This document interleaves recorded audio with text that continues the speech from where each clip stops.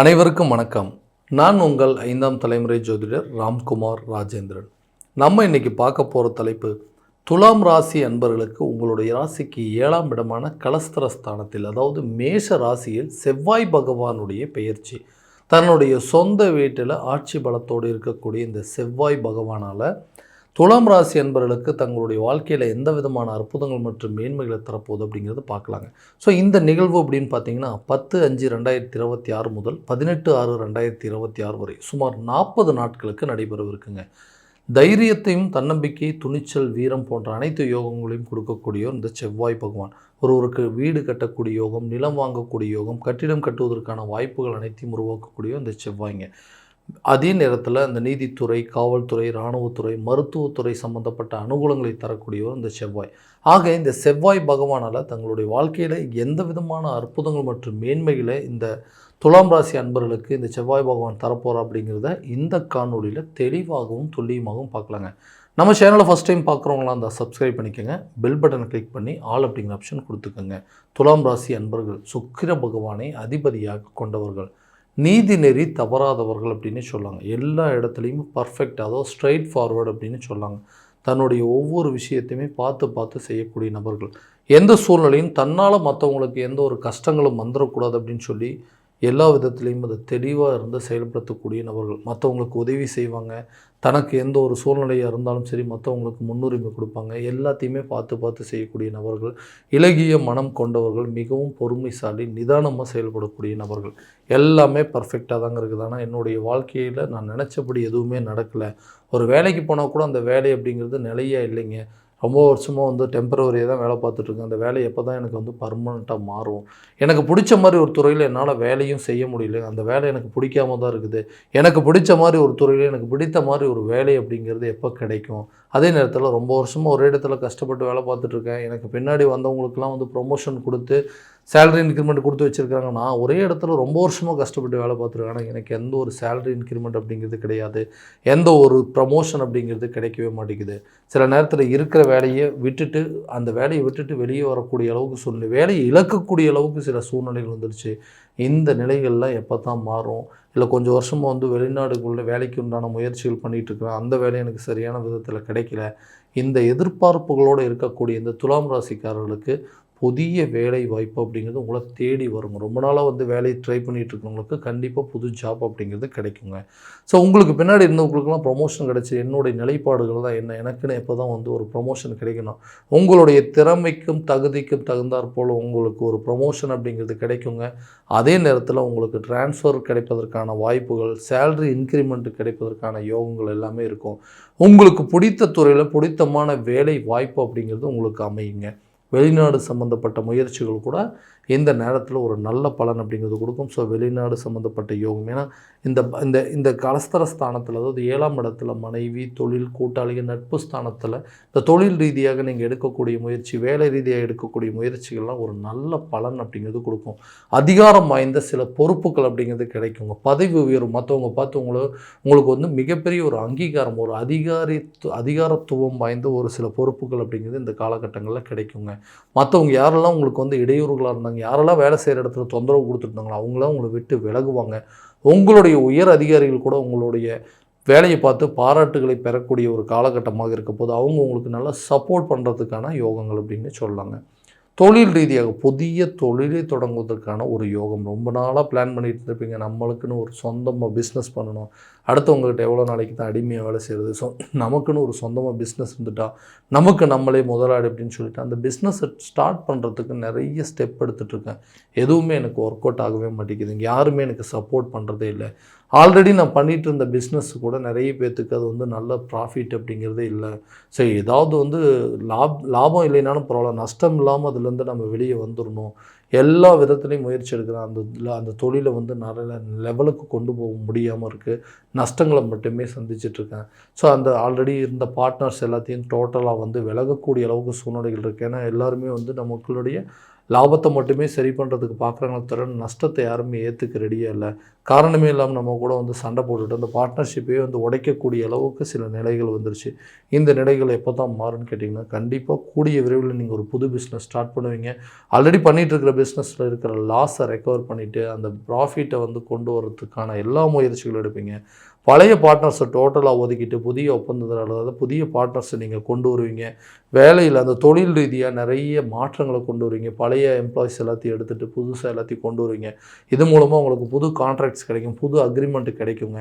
இந்த வேலை அந்த தொழில் ரீதியாக நீங்கள் வெளியூர் மற்றும் வெளிநாடு வரைக்கும் நீங்கள் உங்களுடைய பிஸ்னஸை கொண்டு போகிறதுக்கான யோகங்கள், அது மூலமாக சில ட்ராவல் பண்ணுறதுக்கான வாய்ப்புகள் இல்லாமல் இருக்கும். ஸோ உங்கள் பிஸ்னஸை அடுத்த லெவலுக்கு நீங்கள் நிச்சயமாக கொண்டு போவீங்க. ஸோ அந்த தொழில் ரீதியாக இருந்த பழைய ஒப்பந்ததாரர்கள், அந்த பார்ட்னர்ஸ் எல்லாமே வந்துட்டு உங்களுக்கு நட்பு ரீதியாக மாறுவதற்கான வாய்ப்புகள் இருக்குது. செய்த தவறுகளை சரி பண்ணிக்கிட்டு, ஓகே நம்ம தான் வந்து அவசரப்பட்டுடணும், நம்ம தான் வந்து தப்பு பண்ணிட்டோம் அப்படிங்கிறத புரிஞ்சு உங்களுடைய நிலைகள் என்னன்னு தெரிஞ்சு உங்களுக்கு சப்போர்ட் பண்ணுற அளவுக்கு சூழ்நிலைகள் அப்படிங்கிறது இருக்குங்க. திருமணம் ஆகாத நபர்களுக்கு திருமணம் சார்ந்த யோகங்கள், இந்த கலஸ்தர ஸ்தானத்தில் இந்த செவ்வாய் பகவான் நிலை கொண்டு இருக்கக்கூடிய காலகட்டங்களில் தன்னுடைய சொந்த வீட்டில் நிலையாக இருக்கும்போது ரொம்ப நாளாக வந்து திருமணம் ஆகாத நபர்களுக்கு, ரொம்ப நாளாக திருமண தடைகளை கொடுத்துட்டு இருந்தவங்களுக்கு கூடிய சீக்கிரத்தில் திருமணம் நடக்கும். ஏன்னா இந்த காரணமே இல்லாமல் இந்த செவ்வாய் தோஷம் இருக்குது, ராகு கேது தோஷம் இருக்குது, திசா சந்திப்பு இருக்குன்னு சொல்லிட்டு ஒவ்வொரு விஷயமும் நம்மளை வந்து விட்டு தள்ளி போயிட்டே இருந்தது. நிறைய லைன்ஸ் கூட பார்த்தாச்சு, அது எதுவுமே ஒர்க் அவுட் ஆகலைங்க. பார்த்து எல்லாமே ஓகேன்னு சொல்லிட்டு கூட மறுபடியும் சொல்கிறேன்னு சொல்லிட்டு போனாங்க. இந்த மாதிரி நிறைய இடையூறுகளை சந்திச்சுட்டு இருந்தேன். திருமண லெவலுக்கு போன கல்யாணம் கூட சரியான விதத்தில் நடக்கல. அதாவது எல்லாமே ஓகே ஆயிடுச்சுன்னு சொன்னவங்களுக்கு கூட மனவரையில் போய் திருமணம் நிற்கிற அளவுக்கு சில நிலைகள் வந்துருச்சு. அந்த நிலைகள் மொத்தமாக மாறும். கூடிய சீக்கிரத்தில் உங்களுக்கு திருமண யோகங்கள் உங்களை தேடி வருங்க. யாரெல்லாம் வேண்டான்னு சொல்லிட்டு போனாங்களோ அவங்களே உங்களை தேடி வந்து அந்த திருமண பந்தங்களை உருவாக்கக்கூடிய ஒரு தருணமாக இருக்க போது. இதனால் குடும்பத்தில் கூடிய விரைவில் நல்ல சுப செய்திகள் அப்படிங்கிறது கிடைக்கும். கல்யாணம் பண்ணி குழந்தை இல்லாத நபர்களுக்கு குழந்தை சார்ந்த யோகங்கள், இதனால் வந்து கணவன் மனைவிக்கு நிறைய கருத்து வேறுபாடு ஏற்பட்டு ஒருத்தருக்கு ஒருத்தர் மாற்றி குறை சொல்லிட்டு இருந்திருப்பீங்க. அந்த குறைகள் அப்படிங்கிறது நீங்களும் கூடிய சீக்கிரத்தில் குழந்தை பாக்கியம் அப்படிங்கிறது ஏற்படுங்க. கணவன் மனைவிக்கிடையே இருக்கக்கூடிய பிரச்சனைகள், காதலர்கள் மத்தியில் இருக்கக்கூடிய பிரச்சனைகள், விட்டு விலகி போனவங்க ஒன்றிணைவதற்கான யோகங்கள் அப்படிங்கிறது இருக்கும். எல்லாமே நல்லா தான் போயிட்டு இருந்தேன் ஹஸ்பண்ட் ஒய்ஃப்குள்ளே. ஏன்னா அவங்களுக்கு தேவையானது எல்லாத்தையுமே நான் பண்ணி கொடுத்துட்டு இருந்தேன். என்னுடைய தேவைகளை புரிஞ்சு அவங்களும் அட்ஜஸ்ட் பண்ணி போயிட்டு இருந்தாங்க. அவங்களுக்காக நான் கஷ்டப்பட்டு உழைச்சி அவங்களுடைய தேவைகளை பூர்த்தி பண்ணேன். என்ன நடந்துச்சுன்னே தெரியல, யாருக்கு என்ன பட்டுச்சுன்னே தெரியலைங்க. நல்லா இருந்த குடும்பத்தில் திடீர்னு தேவையில்லாத சில நபர்களுடைய தலையீடுகள் வந்துச்சு.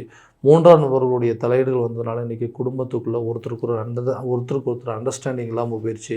மிஸ் அண்டர்ஸ்டாண்டிங் வந்துருச்சுங்க. நல்லா பேசிகிட்டு இருந்த ஃபேமிலியில் இன்றைக்கி ஒருத்தர் பேசாமல் இருந்தாவே நல்லாயிருக்கும், நிம்மதியாக இருக்கலாம் அப்படின்னு சொல்லி ஒரே வீட்டில் இருந்தும் இன்றைக்கி ஆளுக்கு ஒரு திசையை பிரிந்து வாழக்கூடிய ஒரு நிலை, ஒரு இடத்துல உட்காந்து நிம்மதியை சாப்பிட முடியாத அளவுக்கு சில சூழ்நிலைகள் அப்படிங்கிறது வந்துச்சு.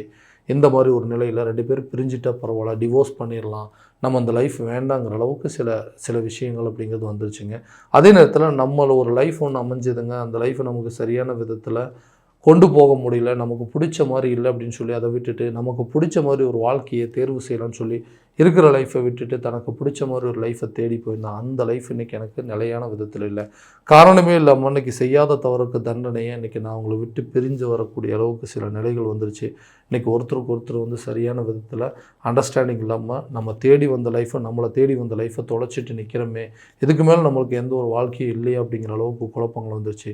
அந்த சூழல்கள் மாறும். கணவன் மனைவி ஒற்றுமை மேலோங்குங்க. பிரிந்த நபர்கள் வேண்டான்னு சொல்லி விட்டுட்டு போனவங்க கூட, உங்களை எதிரியாக நினச்சவங்க கூட உங்களை தேடி வரக்கூடிய ஒரு தருணமாக இருக்க போது கணவன் மனைவிக்கிடையே இருக்கக்கூடிய மொத்த பிரச்சனையும் சால்வ் ஆகுங்க. டிவோர்ஸ் வரைக்கும் போன கேசஸ் கூட வித்ட்ராவல் பண்ணுற அளவுக்கு சில சூழ்நிலைகள், வேண்டான்னு சொல்லி பிரிஞ்சு போனவங்க விட்டுட்டு போனவங்க கூட உங்களை தேடி வரக்கூடிய ஒரு தருணமாக இருக்க போதுங்க. வீடு கட்டக்கூடிய யோகமாக இருக்கட்டும், ஒரு இடம் வாங்கக்கூடிய யோகமாக இருக்கட்டும், வண்டி வாகனங்கள் வாங்குவதற்கான யோகங்கள், இதெல்லாமே ஒரு நல்ல தருணமாக இருக்க போதுங்க. என்னென்னா சொந்தமாக ஒரு இடம் வாங்கி அந்த இடத்துல வீட்டை கட்டி மற்றவங்க மத்தியில் நமக்குன்னு ஒரு ஸ்டாண்டர்டை உருவாக்கக்கூடிய ஒரு காலகட்டமாக இருக்க போகுது. இதனால் ரொம்ப நாளாக வில்லங்கத்தில் இருந்த சில பிரச்சனைகள் தீர்ந்து உங்களுக்கு வர வேண்டிய சொத்துக்கள் உங்கள் கைக்கு தேடி வருங்க. சொந்தமாக உங்களுக்குன்னு ஒரு வண்டி வாகனம் வாங்குவீங்க, உங்களுக்குன்னு ஒரு இடம் வாங்குவீங்க. அந்த சொந்த இடத்துல உங்களுக்குன்னு தேவையான ஒரு வீட்டை கட்டுறதுக்கு அளவுக்கு எல்லா வித பலன்கள் அப்படிங்கிறது உங்களுக்கு இந்த காலகட்டங்கள் நடக்கும். அதே நேரத்தில் இந்த கல்வி சம்மந்தப்பட்ட விஷயத்தில் இதுவரைக்கும் இருந்து வந்த மாற்றங்கள், இதுவரைக்கும் இருந்து வந்த இடையூறுகள் அப்படிங்கிறது விலகும். கல்வி ரீதியாக சில வீண் விரைய செலவுகள் அப்படிங்கிறது உருவாகுங்க. நீங்கள் பிடித்த துறையில் உங்களுக்கு பிடிச்ச மாதிரி ஒரு கல்வியை தேர்வு செய்வதற்கான வாய்ப்புகள் இருக்கும். படித்து முடித்தவங்களுக்கு அதே துறையில் வேலை அப்படிங்கிறது கிடைக்குங்க. கவர்மெண்ட் ஜாபுக்காக எக்ஸாம் எழுதிட்டு இருக்கிறவங்களுக்கு கூட இந்த காலகட்டங்களில் உங்களுக்கு ஒரு நல்ல ரிசல்ட் அப்படிங்கிறது இருக்கும். எக்ஸாம் எழுதிட்டு வெயிட் பண்ணுறவங்களுக்கு இது ஒரு நல்ல சுப செய்திகள் கிடைப்பதற்கான யோகம் அப்படிங்கிறது இருக்குங்க. கல்வி ரீதியாக வெளியூர் அல்லது வெளி மாநிலங்களுக்கு உண்டான பயணங்கள் அப்படிங்கிறது மேற்கொள்வீங்க. ஆரோக்கிய ரீதியாக இதுவரை இருந்த அந்த பாதிப்புகள் உங்களை விட்டு முழுமையாக விலகுங்க. தேவையில்லாத தொந்தரவுகள் என்ன பிரச்சனைனே தெரியாமல் அதுக்கு நிறைய ட்ரீட்மெண்ட் எடுத்துகிட்டு அந்த வியாதி என்ன, நம்மளுடைய பிரச்சனை என்ன, நமக்கு என்ன பாதிப்பு இருக்குது அப்படிங்கிறது இது நாள் வரைக்கும் தெரியாமல் இருக்கும். அந்த நிலை என்ன அப்படிங்கிறத தெரிஞ்சு அதற்குண்டான ஒரு துறையில் நீங்கள் அதுக்குண்டான சில மருத்துவ முயற்சிகள், அதுக்குண்டான சில மருத்துவங்கள் எடுத்துக்கும் போது உங்களுடைய ஆரோக்கியத்தில் நல்ல ஒரு முன்னேற்றம் அப்படிங்கிறது இருக்குங்க.